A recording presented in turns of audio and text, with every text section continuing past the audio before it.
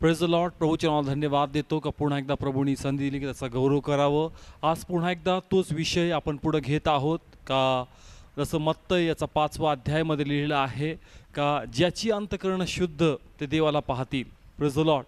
Yes, ज्याची अंतःकरण शुद्ध ते आशीर्वादित, कारण ते परमेश्वराला पाहतील. आणि तोच विषय आपण पुढे घेत आहोत का हृदय कठीण होऊ देऊ नका. कारण एकदा का हृदय कठीण झालं, सैतान येईल आणि तुम्हामध्ये आपली इच्छा, आपली योजना आणि आपलं कार्य पूर्ण करेल आणि तुम्हाला देवापासून दूर घेऊन जाईल. आणि म्हणून मागच्या भागामध्ये आपण वेगवेगळे विषय घेतले. आपण पाहिलं वाढदिवस, आपण पाहिलं लग्नपत्रिका, आपण पाहिलं त्या ठिकाणी आजारी व्यक्ती, आणि अजूनही काही उदाहरण आम्हाला तुमच्या समोर मांडायचे आहेत. आणि त्या उदाहरणातून एकच सांगायचं आहे की कशा प्रकारे हृदय कठीण होतं हे समजणं गरजेचं आहे. का हृदय कठीण कसं होतं आणि ते कठीण होऊ नये म्हणून आम्हाला जपणं गरजेचं आहे. आणि म्हणून हा संदेश आता पुढच्या भागात आपण सुरू करत आहोत. आणि म्हणून आमची इच्छा आहे का हा एक एक भाग तुम्ही व्यवस्थितपणे पाहावा आणि स्वतःचं आत्मपरीक्षण करावं. एक एक संदेश पाहून, एक एक विषय पाहून का यामध्ये मी कुठं दिसतोय का.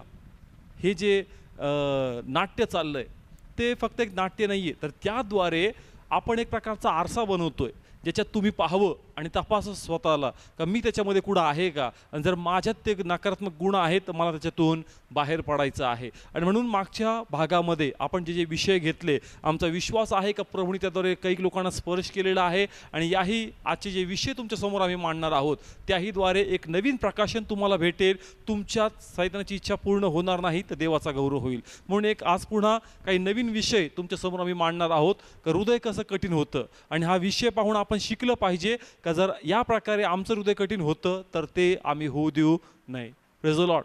मग एक वेगळा विषय घेऊन पुन्हा आम्ही तुमच्यासमोर सादर होत आहोत. आता जो विषय तुमच्यासमोर आम्ही मांडणार आहोत तो या संदर्भात आहे का अनेकदा आपल्या मदतीची गरज असते.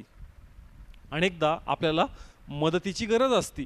आणि मग मदत मिळवण्यासाठी आपण नेहमी आपल्या अवतीभोवती असणारे लोक, आपले आप्तजन, आपला मित्रपरिवार, आपले जेही अशा ओळखीचे आहेत का आपल्याला वाटतं का हे माझी मदत करतील, अशा लोकांकडे आपण जाऊन आपली मागणी करतो. पण कधीकधी त्याला त्या प्रकारे प्रतिसाद मिळत नाही. मग काय होतं पाहूया आपण. Praise the Lord. आणि जसं मी सांगितलं की जो उदाहरण आपण घेत आहोत, मदत आणि अपेक्षा. ही बहीण आहे, हिला मदतीची काही गरज आहे. आर्थिक मदत ती असेल, वस्तूच्या स्वरूपात असेल किंवा वेगवेगळ्या प्रकारची काही मदत असेल. आणि या ठिकाणी ही बहीण आपले आप्तजन, आपला मित्रपरिवार यांच्याकडे ती त्या मदतीची मागणी करते. आता या बहिणीला मदत पाहिजे, ही हिच्याकडून काहीतरी मदत मागते आणि हिला अपेक्षा आहे का ही बहीण हिची मदत करेल. पण काही कारणास्तव ही बहीण हिची मदत करू शकत नाही.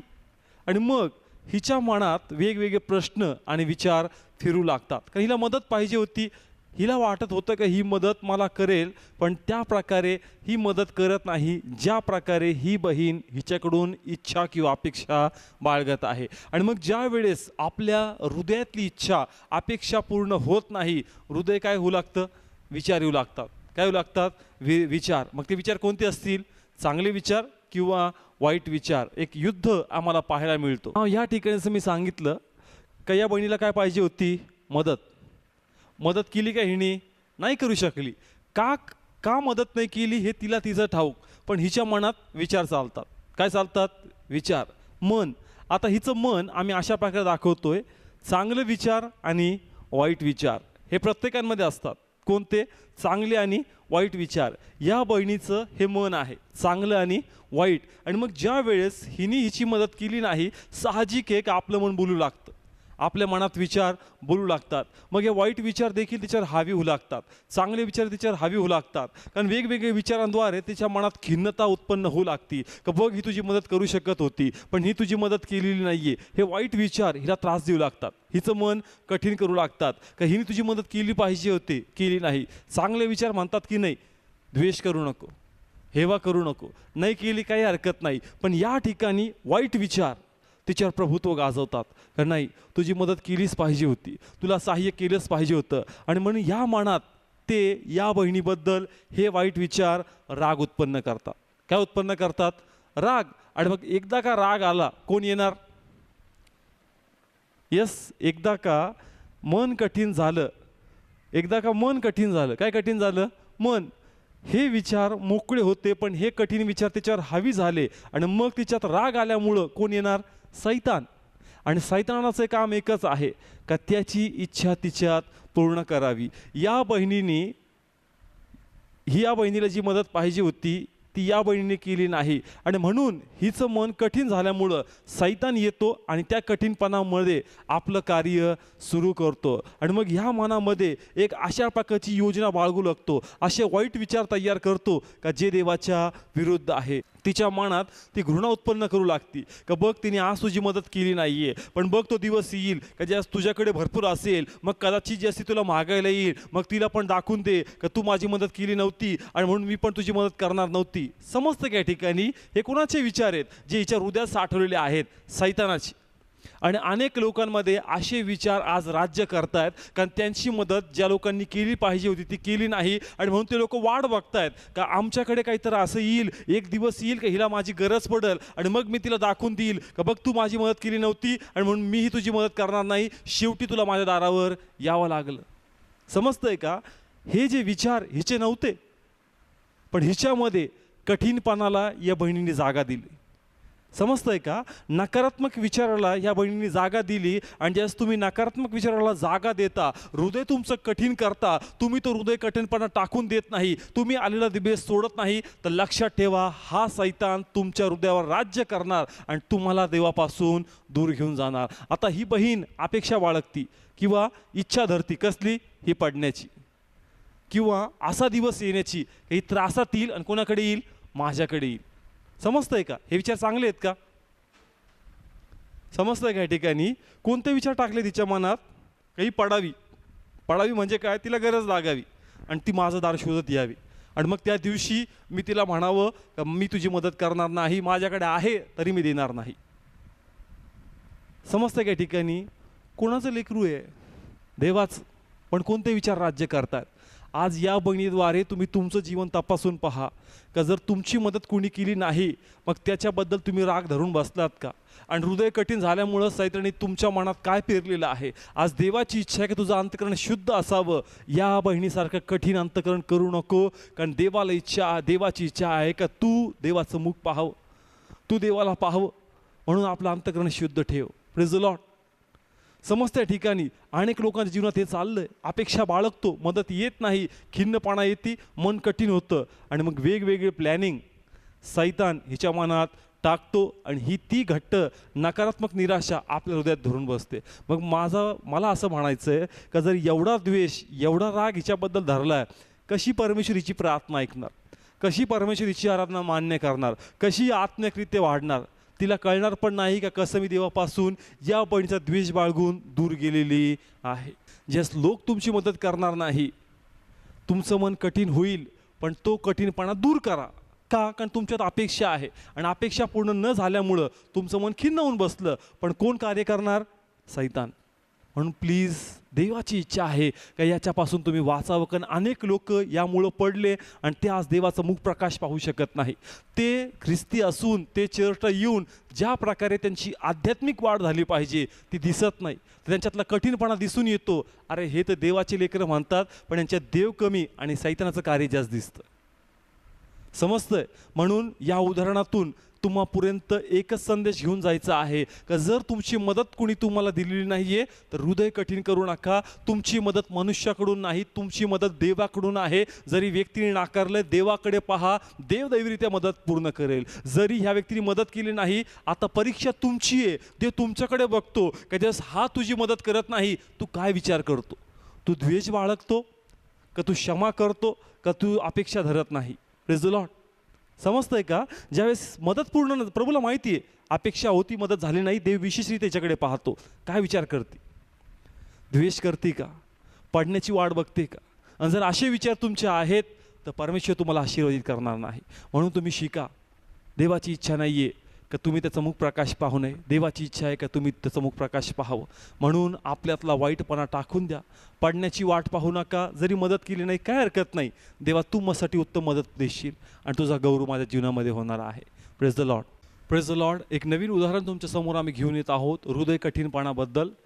ज्या प्रकारे आता आम्ही ऐकलं की कशा प्रकारे हृदय कठीण होतं आणि मग सैतानाची इच्छा पूर्ण करतो, अजून एक वेगळा विषय तुमच्यासमोर आम्ही घेऊन येत आहोत की अनेकदा असं होतं का कुटुंबातील वरिष्ठ लोक आपल्या लहान लोकांना, लहान लेकरांना किंवा आपल्यापेक्षा ज्युनियर लोकांना काहीतरी सांगतात, काहीतरी शिकवतात, पण ज्या प्रकारे लहानांनी त्यांचं ऐकलं पाहिजे ते ऐकत नाही आणि मग कशा प्रकारे मोठ्यांचं हृदय कठीण होतं आणि त्या कठीणपणामध्ये सैतान कसं येऊन त्या ठिकाणी वाईट इच्छा आणि अपेक्षा त्यांच्या मनात बाळगतो, हे आम्ही तुम्हाला दाखवण्याचा प्रयत्न करत आहोत. त्या ठिकाणी आपण बघतो की हा भाऊ जो यांचा मोठा भाऊ आहे आणि यांना समजवण्याचा प्रयत्न करत आहे काही कौटुंबिक गोष्टीबद्दल, का कसं वागावं, कसं राहावं, किंवा कोणतं शिक्षण तुम्ही घ्यावं, कोणत्या गोष्टी तुम्ही कराव्यात, कोणत्या वाईट संगतीपासून तुम्ही दूर राहावं, हे तो आपल्या लहान बहिणींना सांगत आहे.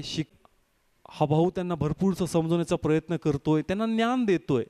पण आपण बघतोय की या बहिणी ज्या प्रकारे त्याला प्रतिसाद दिला पाहिजे देत नाहीये, त्याला नाकारतायत त्या आणि निघून जात आहेत. आणि मग स्वाभाविक आहे का या भावाच्या मनात काय येणार? निराशा. स्वाभाविक आहे का जो कुणी आपल्या लहानांना, ज्याच्याकडे ज्ञान आहे, ज्याच्याकडे अनुभव आहे, तो आपल्या लहानांना काही शिकवण्याचा प्रयत्न करतो, जर ते ऐकत नाही तर निराशा येणार आणि त्या निराशेचं रूपांतर रागात बदलून जाईल आणि विचार त्याच्यामध्ये फिरू लागणार. चांगले आणि वाईट विचार. चांगले विचार म्हणतील की ते लहान आहेत, काय हरकत नाही, नाही ऐकत पुन्हा समजून सांग.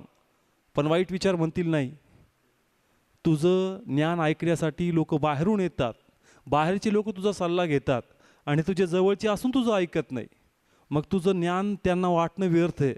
बघ आता ते पडू दे, त्यांना मरू दे, त्यांना मग त्यांना अक्कल येईल आणि मग त्यांना कळेल का मी त्यांना किती चांगलं समजत होतो पण ते ऐकत नव्हते. नाही आता ते नक्की पडतील आणि मग मी वाटच बघू नये का ते पडले, मग मी त्यांना सांगणार बघ मी तुमच्या फायद्यासाठी सांगतो, तुम्ही माझं ऐकलं नाही.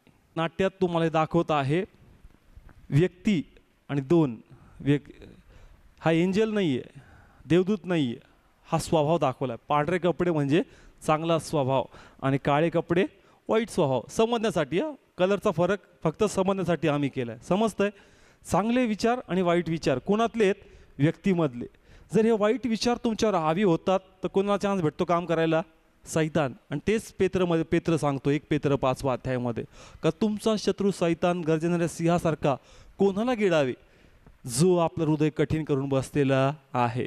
जर हृदय कठीण झालं नाही, हृदयात क्षमा असेल, हृदयात समंजसपणा असेल, तर हे वाईट विचार याच्यावर कधीच हावी होणार नाही. म्हणून या ठिकाणी प्रभूची इच्छा आहे का या वाईट विचारांना तुम्ही नाकून द्या, म्हणजे या सैतानाला जागा भेटणार नाही. हे चांगले विचार तुम्ही आपल्या हृदयामध्ये घ्या. Praise the Lord. पुढचा विषय खूप महत्त्वाचा आहे की अनेकदा आमचं हृदय कठीण याही कारणास्तव होतं का इतरांची उन्नती आणि इतरांची प्रसिद्धी, इतरांची प्रगती आम्हाकडून बघितल्या जात नाही. आमचं हृदय कठीण होतं आणि एकदा का हृदय कठीण झालं, सैतान तुमच्यात येऊन त्याची इच्छा पूर्ण करतो. समजतंय का? कोणता विषय आपण घेतो? प्रसिद्धीबद्दल. प्रसिद्धी म्हणजे वेगवेगळे टॅलेंट असतात प्रत्येकात.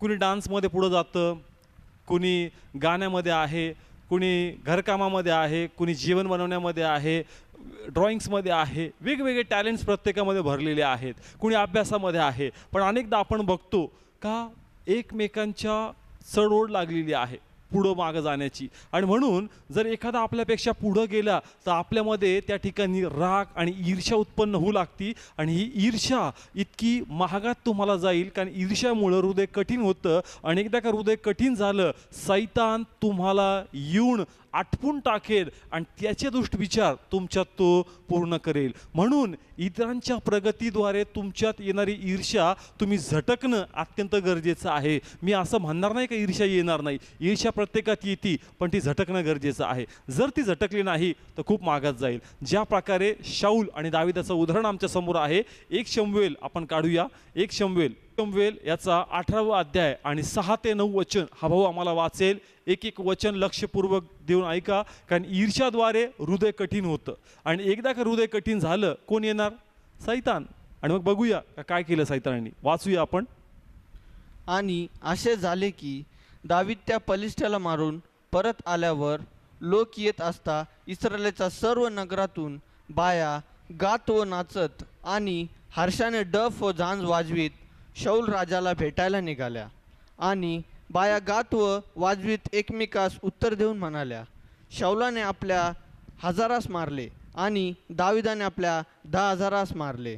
तेव्हा शौलाला फार राग आला आणि ती गोष्ट त्याला वाईट वाटून त्याने म्हटले, त्याने दाविदाला 10,000 दिले व त्यांनी मला 1000च दिले. मग राज्य वाचून त्याला आणखी काय मिळालेच नाही. आणि त्या दिवसापासून पुढे शौलाला दाविदावर डोळा ठेवला. ओके. नाव मी पुन्हा एक छोटंसं नाट्य करून तुम्हाला दाखवेल या ठिकाणी काय घडलं हे आम्ही तुम्हाला एक्सप्लेन करतो. या ठिकाणी दोन्ही पात्र आपल्याकडे आहेत. त्या काळातले दोन्ही राजे आपल्याकडे अवेलेबल आहेत देवाच्या कृपेने. शाऊलही आमच्याकडे आहे आणि दावीदही आमच्याकडे आहे. या ठिकाणी शाऊल आणि दावीद.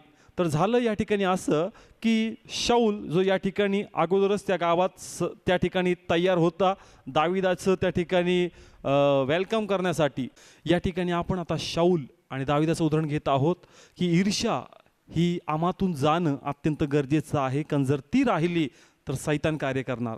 आणि आपण बघतो की जो लाल कलरचा स्कार्फ त्यांच्यावर आहे ते दावीद राजा आहे आणि ते आपल्या नगराकडे परत येत असताना त्यांचा मोठा स्वागत होत होता. आणि शाऊल तुम्ही बघत आहात का त्या ठिकाणी आपल्या गादीवर तो बसलेला आहे आणि मोठी जय घोषणा चालू होती. शाऊलाने 1000 मारले, दावीदाने 10,000 मारले, शाऊलाने 1000 मारले. आणि त्या ठिकाणी ही मोठी प्रशंसा झात असता बायबल सांगतं शाऊलाची नजर ज्या प्रकारची लोक आरोळी देत होते त्या आरोळीकडे चालली होती.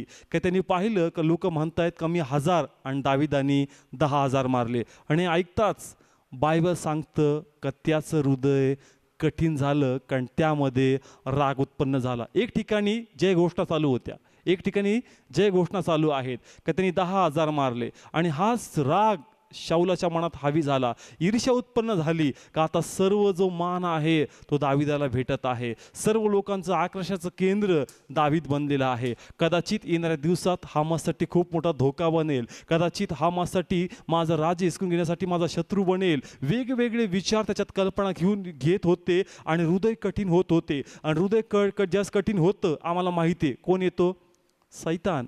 आणि मग त्याही ठिकाणी तेच झालं का त्या ठिकाणी वाईट विचार त्याच्यावर हवी उत्पन्न होऊ लागले आणि सैतान येऊन त्या ठिकाणी त्याचा पूर्ण ताबा घेतलेला आहे. ओके. वैसे ठिकाणी आपण बघतो की दाविदाची प्रसिद्धी चालली. काय चालली? प्रसिद्धी. हे लोक म्हणतायत 10,000 मारले आणि शाऊलाला किती दिले? 1,000. बायबल सांगतं का जसं मी सांगितलं का प्रत्येक चांगले आणि वाईट विचार आहेत, याच्यात वाईट विचार हावी झाले. कोणते विचार? वाईट विचार.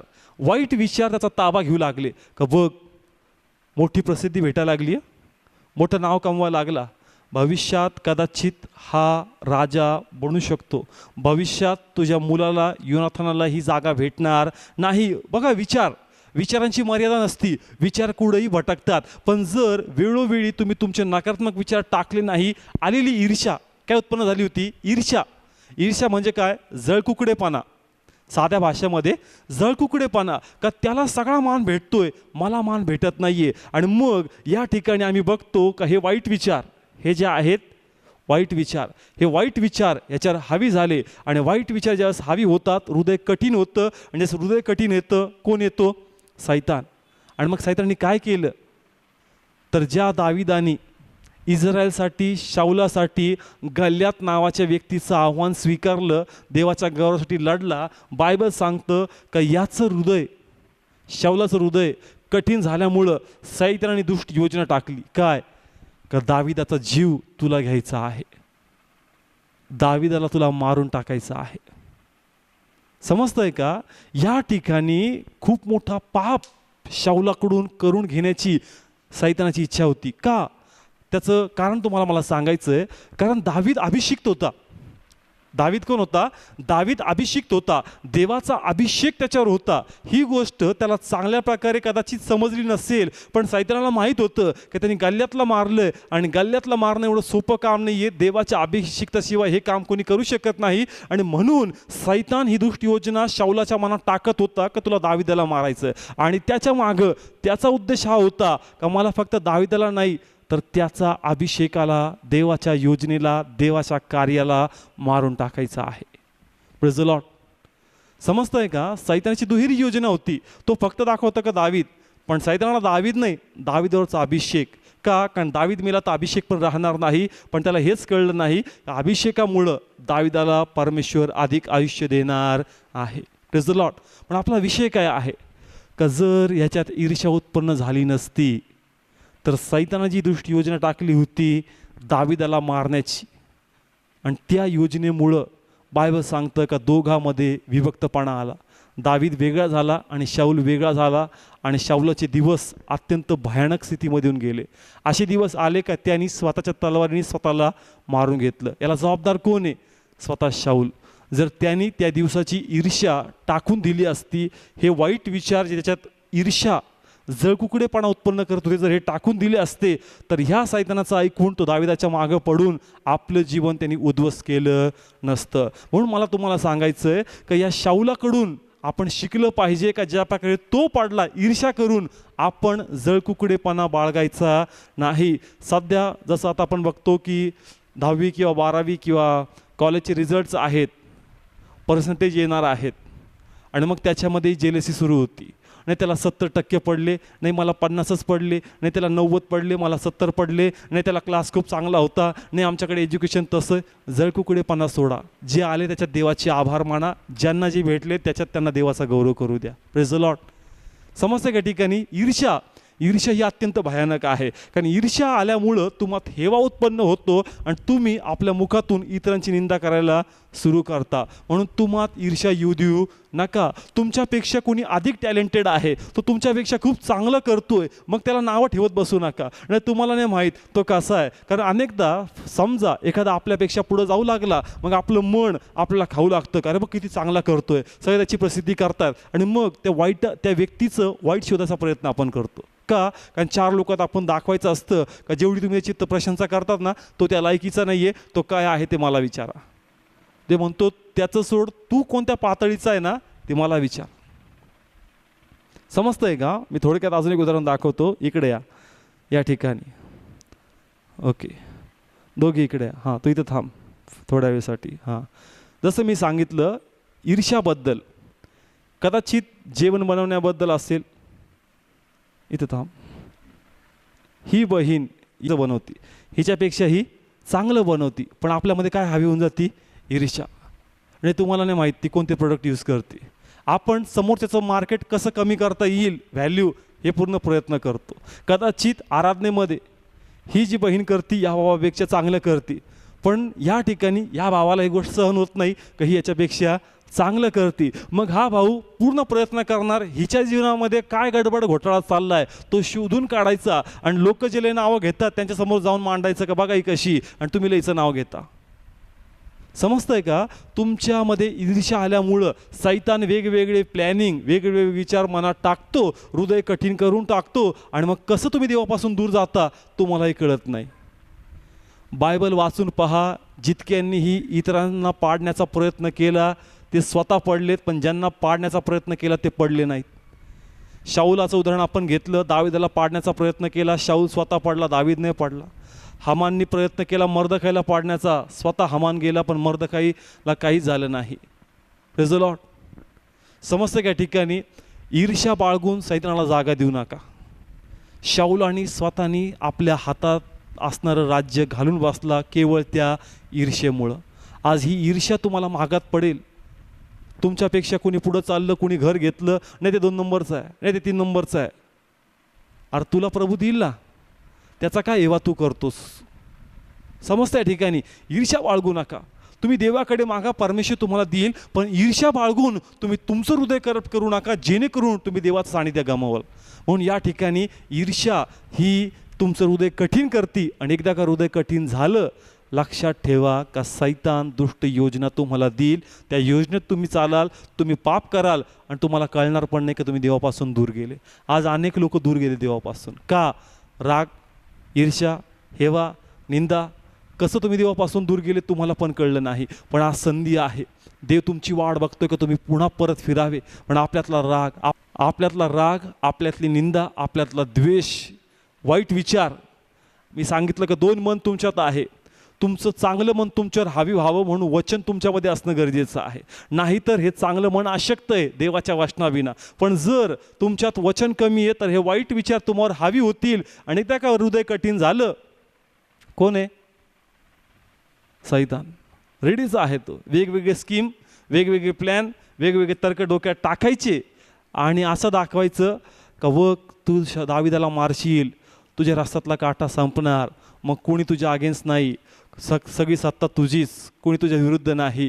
पण त्याला कळलं नाही को दाविदाला नाही, स्वतःची सत्ता संपवण्याचं काम त्यांनी हाती घेतलेलं आहे. मग आज तुम्ही चेक करा का शाऊलासारखं तुम्ही इतरांना नाही स्वतःचंच नुकसान करायचं सुरुवात केली का? आणि जर असं असेल तर तो राग टाकून द्या, ती ईर्ष्या टाकून द्या आणि पुन्हा प्रभूकडे वळा. Praise the Lord, praise the Lord. पुढचा विषय खूप महत्त्वाचा आहे, मोह किंवा आकर्षण. मोह, आकर्षण, व्यभिचार. मोह, आकर्षण तरुण मुलांमध्ये मुलींबद्दल, मुलींमध्ये मुलांबद्दल. फक्त तरुणच काय तर विवाहित देखील जरी असतील, पती पत्नी, त्यांनाही आकर्षणापासून, मोहापासून आणि व्यभिचारापासून वाचणं अत्यंत गरजेचं आहे. कारण मोह, आकर्षण तुमचं हृदय कठीण करेल आणि एकदा का तुमच्यात मोह आकर्षण शिरलं, हृदय कठीण झालं, लक्षात ठेवा का सैतान त्यावेळेस तुमच्यामध्ये येऊन अशी दुष्ट योजना आखेल, अशी दुष्ट योजना तुम्हाला चालवेल का त्याच्याद्वारे तुमचं पूर्ण जीवन आणि कुटुंब उद्ध्वस्त होईल. हा विषय आम्ही यासाठी घेत आहोत कारण देवानीच मला हा प्रगट केला. कारण आज अनेक कुटुंब, तरुण तरुणीपेक्षा अनेक विवाहित कुटुंब याद्वारे उद्ध्वस्त झालेले आहेत. कारण अनेक लोक मोहाच्या, आकर्षणाच्या आणि व्यभिचाराच्या पापात पडलेले आहेत. का? कारण त्यांच्यामध्ये मोह शिरला, त्यांनी वेळेवर तो मोह अडवला नाही आणि तो मोहाद्वारे हृदय कठीण झालं आणि मग सैतानाने दुष्ट योजना टाकून त्यांना इतक्या भयंकर पापात घेऊन गेलेला आहे का त्यापासून त्यांना निघणं आता खूप कठीण झालेलं आहे. कारण एकदा का हृदय कठीण झालं, एकदा का पाप शिरलं, तुम्हाला प्रभूचे मार्ग दिसत नाही. कारण अंतःकरण जर करप्ट झालंय, जर तुमच्यात पाप शिरलंय तर तुम्हाला सत्य मार्ग एवढं सहजरित्या समजणार नाही. आणि म्हणून ते दिवस तुमचे येऊ नये म्हणून आज दाविदाकडून आम्हाला काहीतरी शिकायचं आहे. कशा प्रकारे दावीद देखील मोहामध्ये, आकर्षणामध्ये पडला आणि मग कसं हृदय कठीण झालं, कसं सैतान दुष्ट योजना घेऊन आला, कशा प्रकारे त्याच्या कुटुंबासाठी खूप मोठी हानी उत्पन्न झाली, हे या ठिकाणी आम्ही पाहणार आहोत. आणि त्यातून आम्हाला शिकायचंय. फक्त पाहण्यात एन्जॉय करू नका, त्यातून शिका का ज्या प्रकारे तो पाडला आम्हाला पडायचं नाही. कारण बायबल सांगतं ज्याची अंतःकरण शुद्ध ते आशीर्वादित आहे कारण ते देवाला पाहतील. Praise the Lord. म्हणून या ठिकाणी मी दाविदाबद्दल उदाहरण घेणार आहे जे बायबलमधून आहे. मी थोडक्यात ते उदाहरण तुम्हाला सांगतो. बायबलमधून आपण पाहूया. या 2 शमूएल याचा 11वा अध्याय 2 पासून काही वचनं आपण वाचणार आहोत. आमची इच्छा आहे काही वचन जो भाऊ वाचणार आहे लक्षपूर्वक तुम्ही ऐकावं. काही ठराविक वचनं आम्ही वाचणार आहोत, 2, 3 आणि त्याच्या पुढचे काही वचनं आम्ही वाचणार आहोत आणि मग पुन्हा एक नाट्याच्या स्वरूपात तुम्हाला दाखवणार आहोत की कशा प्रकारे हृदय कठीण होतं, आकर्षणाद्वारे मोह हावी होतो आणि मग सैतान दुष्ट योजना त्यामध्ये पूर्ण करतो. वाचूया हे वचन, लक्ष देऊन ऐका प्लीज. आपण पाहूया का काय काय झालं, कसं कसं झालं. मग मी तुम्हाला सांगेल की पहा सैतान किती धूर्त आहे आणि त्याला दाविदाने कशी संधी दिली त्याच्यामध्ये कार्य करण्यासाठी. आपण पाहूया नाट्य स्वरूपात आणि मग एक एक गोष्ट मी तुम्हाला ती समजून सांगणार आहे. Praise the Lord.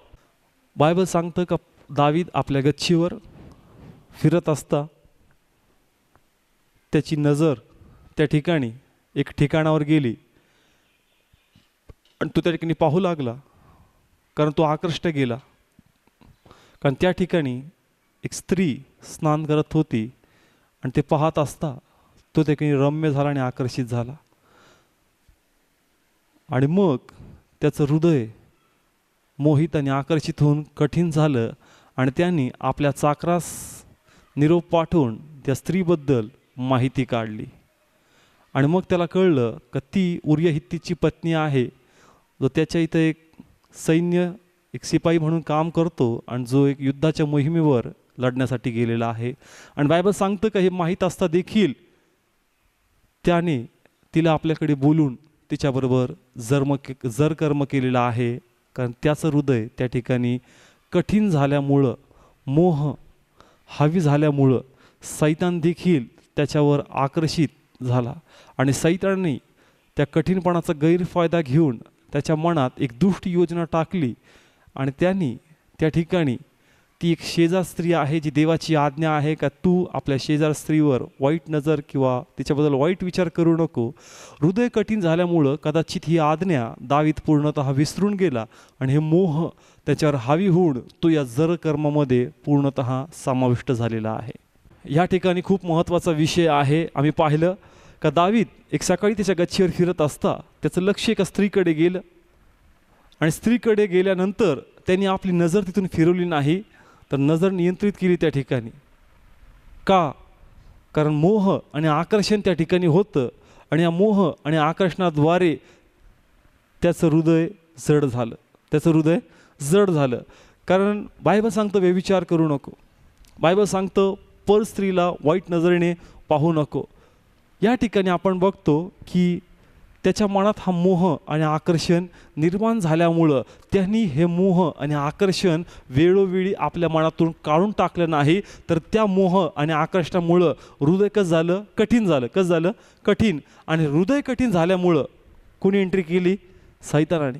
कारण ज्याही वेळेस तुमचं मोह आकर्षणामुळे हृदय कठीण होईल सैतान येईल आणि वाईट कृत्य करण्यास तुम्हास तो प्रोत्साहित करेल, तुम्हाला भाग पाडेल आणि मग तुमचं नियंत्रण तुम्हावर राहणार नाही.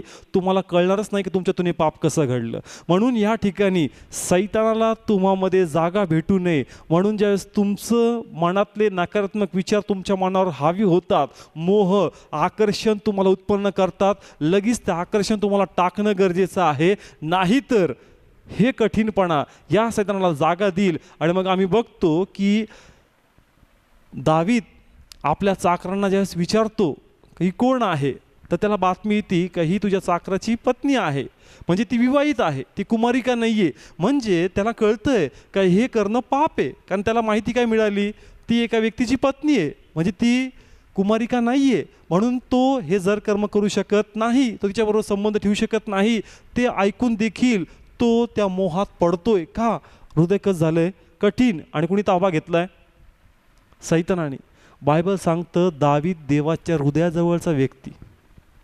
दावीद देवाच्या हृदयाजवळचा व्यक्ती पण त्याला देवाची वाणी ऐकू येत नाहीये. का ऐकू येत नाहीये? देवाच्या जवळचा व्यक्ती हृदय कठीण केल्यानंतर तुम्हाला बरं वाईट समजत नाही. कारण बरं वाईट समजण्याची क्षमता सैतान तुम्हातून त्यावेळेस नाहीशी करतो. म्हणून हृदय कठीण करू नका. कारण बायबल सांगतं की हृदय कठीण केल्यामुळं सैतानाने त्याच्या मनात एवढं तिच्याबद्दल आकर्षण निर्माण केलं का ह्या दाविदाने तिला आपल्याकडे बोलून घेतलं आणि तिच्याबरोबर जर कर्म किंवा व्यभिचार केलेला आहे.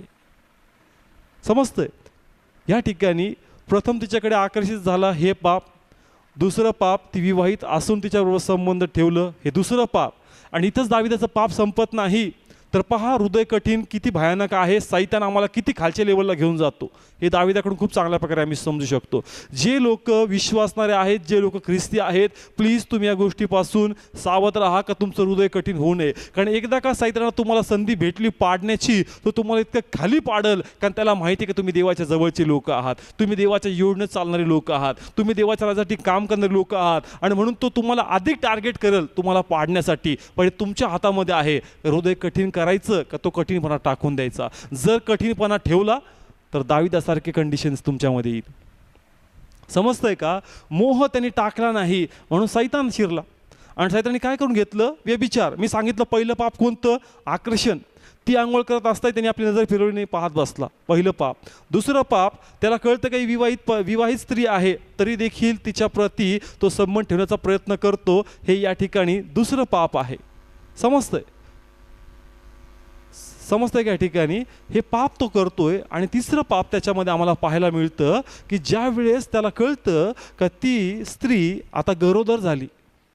बरोबर ना? हां, गरोदर. ओके. हां, ज्या वेळेस दाविदाला कळलं, काय कळलं का ज्या स्त्रीबरोबर त्यांनी संबंध ठेवले ती काय झाली? गरोदर झाली. मग आता सगळ्या जगाला कळलं का हिने व्यभिचार केला. मग व्यभिचाराची शिक्षा काय? येस, व्यभिचाराची शिक्षा काय? दगडाने धोंडमान करून तिला मारायचं आहे.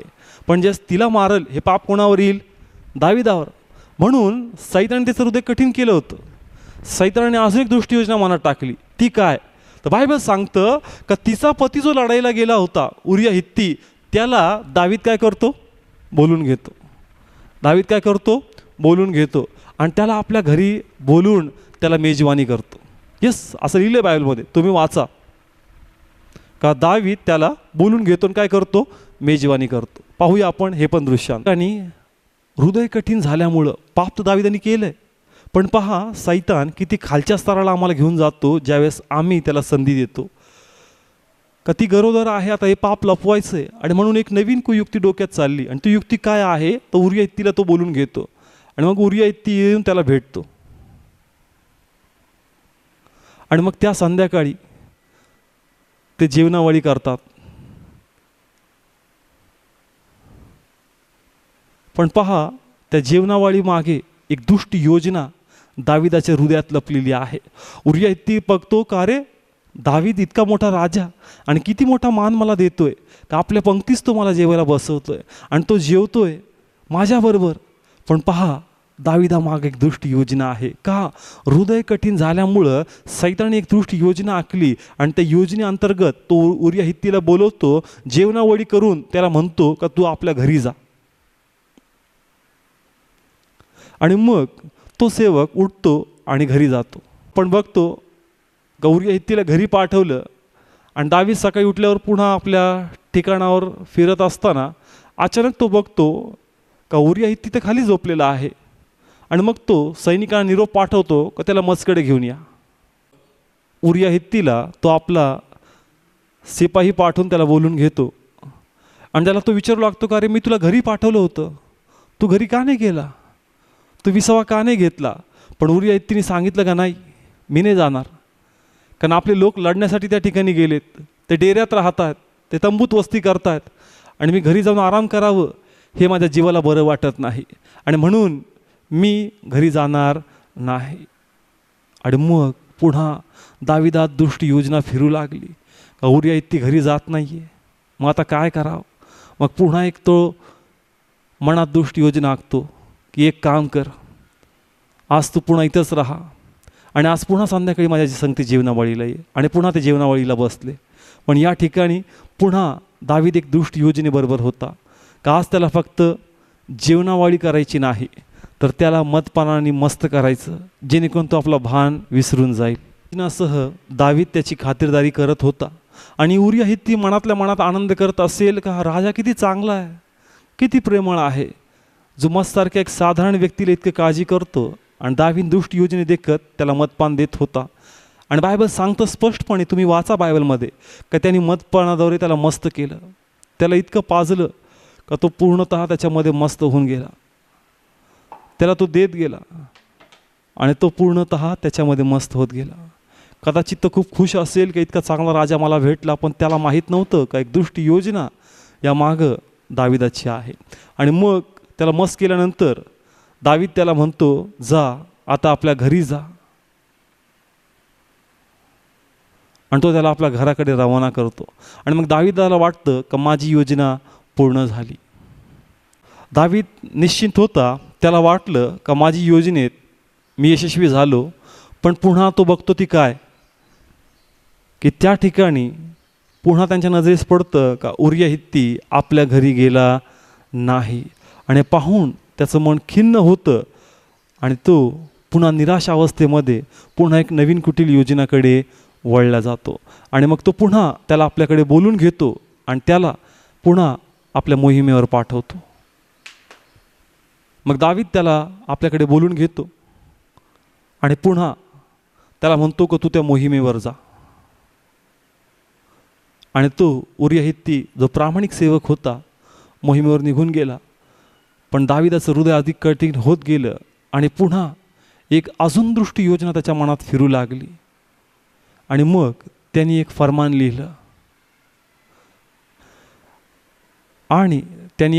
लिहिलं आणि त्या फरमानात त्यांनी आपल्या अधिकाऱ्यास हे सांगितलं का उरिया हित्तीला जी शेवटची तुकडी आहे, जी सैन्याच्या अत्यंत जवळ आहे, ती त्याला पाठवून दे. आणि असं तुम्ही पहा का त्याचा जीव जाईल अशा त्याला एकट्या प्रसंगात सोडून टाका.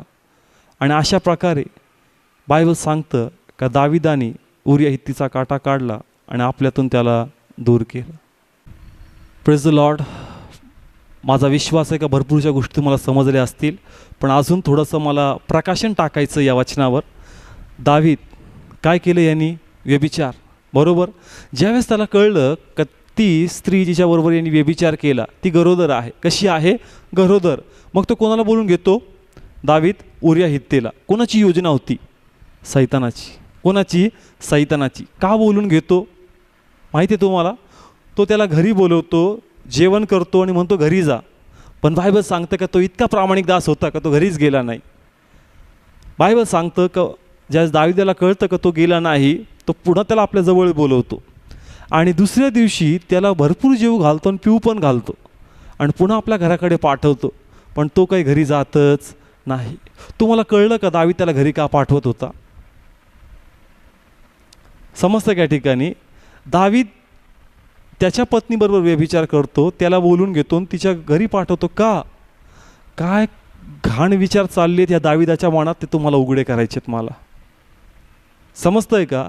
ज्या वेळेस तुमचं हृदय कठीण होईल ना, हा सैतान तुम्हाला इतक्या खालच्या पातळीला घेऊन जाईल त्याची कल्पना तुम्ही करणार नाही. आता जे प्रगटीकरण मी तुम्हाला सांगेल दाविदाचे मागचे विचार काय होते, कारण दाविदाने पाहिलं का ती काय आहे? गरोदर आहे. काय आहे?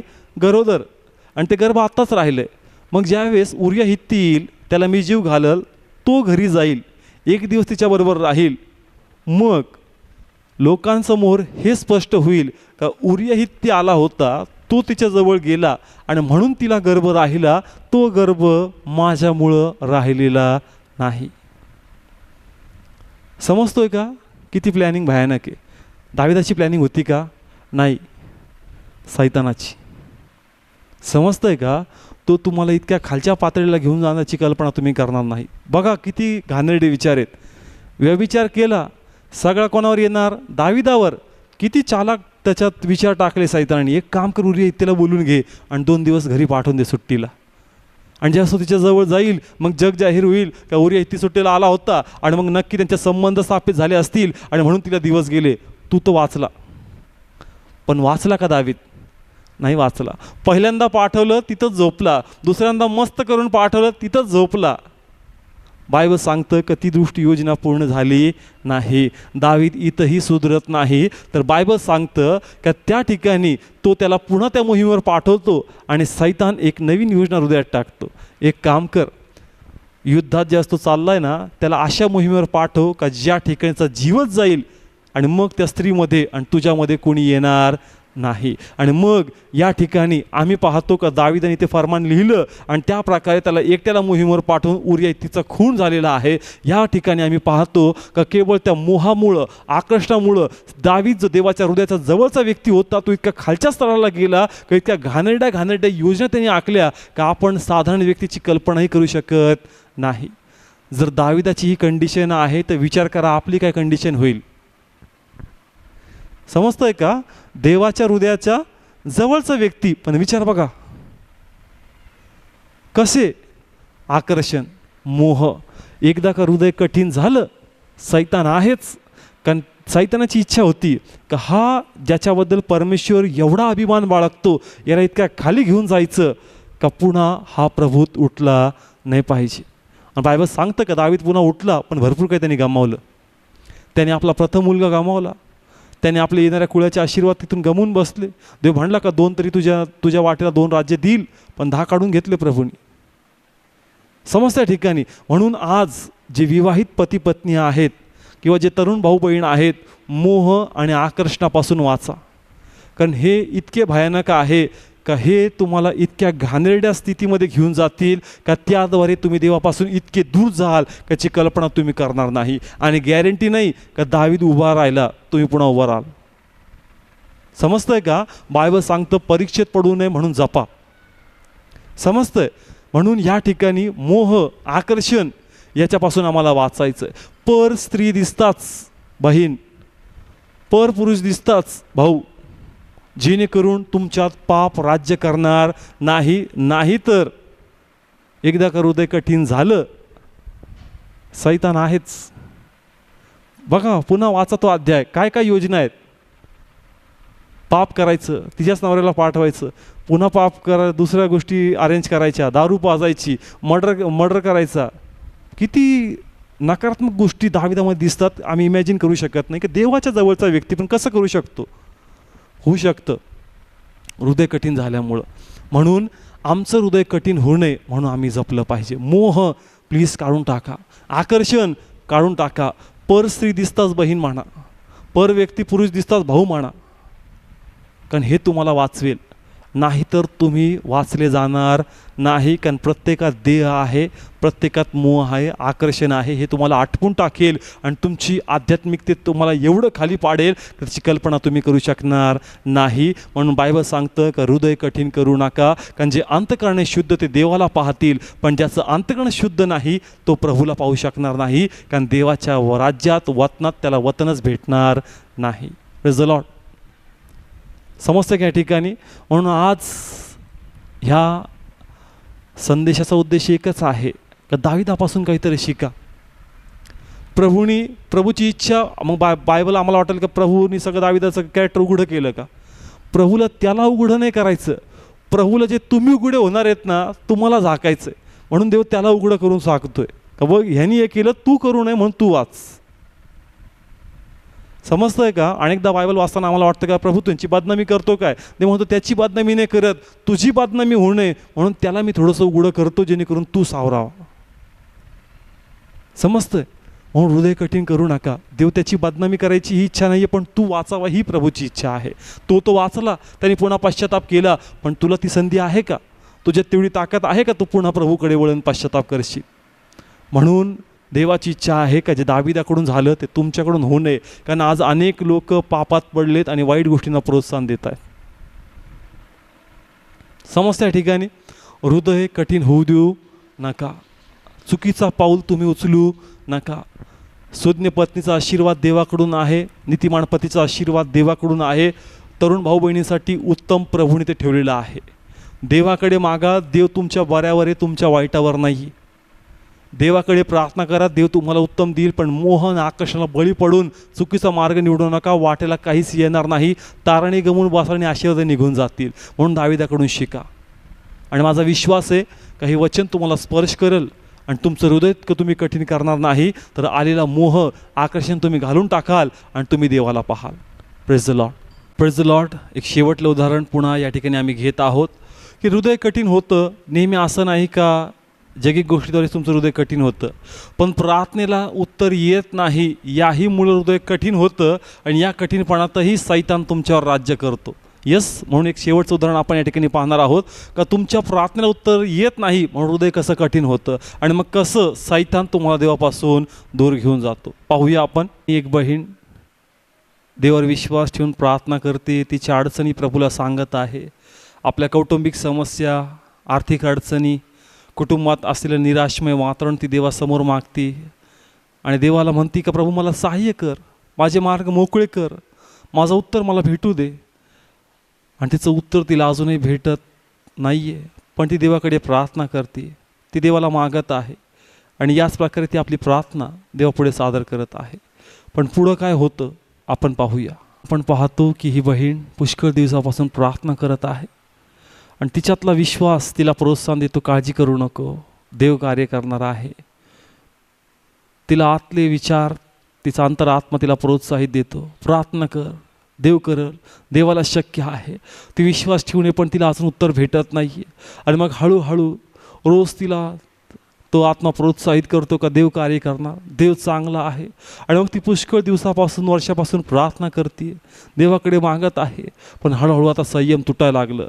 आता नकारात्मक विचार हावी होऊ लागले का देव कुठं आहे, देव कार्य का नाही करत, मग देवाला विलंब का लागतोय, देव जिवंत आहे त्याचा जिवंतपणा तुम्हाला का दाखवत नाही आहे, मग माझ्याच प्रार्थनेला उत्तर का नाही आहे, का देव माझी प्रार्थना ऐकत नाही, का माझी परिस्थिती बदलत नाही आहे.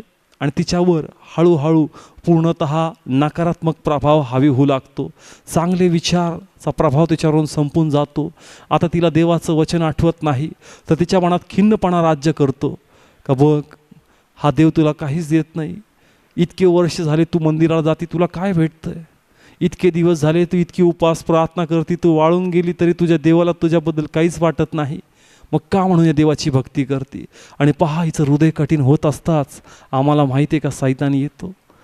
यस, खिन्न मन आम्हाला निराश करतं आणि ते म्हणतं का देव काहीच देत नाही.